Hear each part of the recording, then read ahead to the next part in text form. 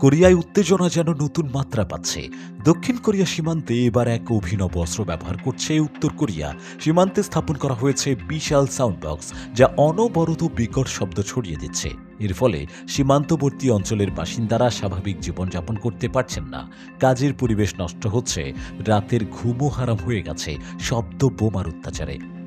মার্কিন সংবাদ মাধ্যম নিউ ইয়র্ক টাইমসের প্রতিবেদন অনুসারে দক্ষিণ কোরিয়ার সীমান্তে বসানো এই শব্দযন্ত্র দিয়ে বিভিন্ন ধরনের বিরক্তিকর শব্দ উৎপাদন করা হচ্ছে।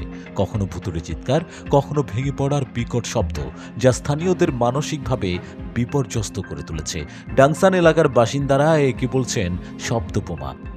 সীমান্তের গ্রামবাসীরা অভিযোগ করেছেন, দিন-রাত এক নাগাড়ে এই সাউন্ড বক্সগুলো চালানো হচ্ছে। ফলে নিদ্রাহীনতা, মাথা ব্যথা এবং মানসিক যন্ত্রণায় ভুগছেন অনেকে। কেউ কেউ বলছেন, এটি যেন কোনো গোলা বারুদ ছাড়াই আমাদের উপর বোমা নিক্ষেপের মতো। এর ভয়াবহতা ভাষায় প্রকাশ করা সম্ভব নয়।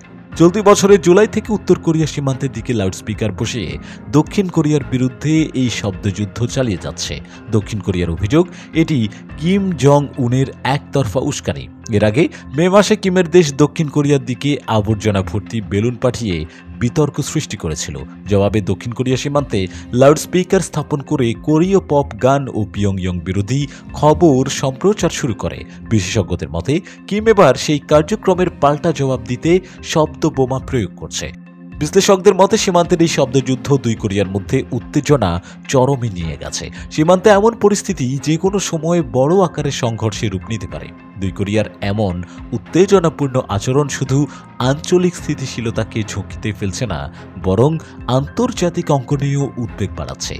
প্রশান্ত মহাসাগরের এই দুই প্রতিবেশী দেশ কি এই উত্তেজনা পেরিয়ে নতুন কোনো সংঘাতের দিকে এগোচ্ছে, নাকি বৈশ্বিক কূটনীতির মাধ্যমে শান্তির পথ ফিরে আসবে? এই প্রশ্নের উত্তর সময় বলে দেবে। দেশ জগৎ ইন্টারন্যাশনাল ডেস্ক।